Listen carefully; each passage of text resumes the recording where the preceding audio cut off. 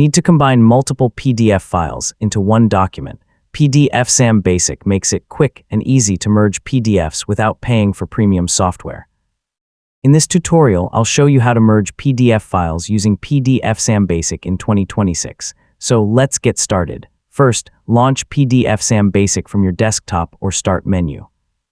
When the application opens, you'll see several PDF tools on the main dashboard. For this tutorial, we'll be using the Merge tool. Click the Merge option to open the Merge workspace. This is where you'll add the PDF files you want to combine. The layout is simple, so it's easy to follow even if you're using the program for the first time. Next, click Add to Browse for your PDF files, or simply drag and drop them into the application. Once the files appear in the list, make sure they're arranged in the order you want them to appear in the final document. If necessary, move files up or down in the list to change their order. You can also review the available merge settings before continuing.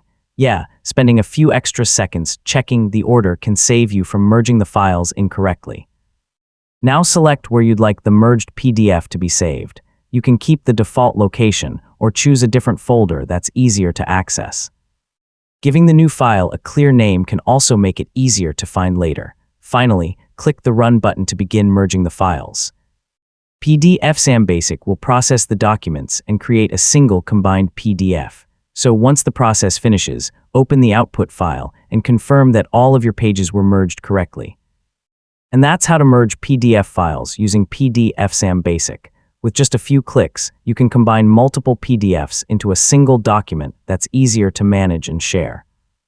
I mean, it's one of the most useful features in PDFsam, and it's completely free. Thanks for watching, and I'll see you in the next tutorial.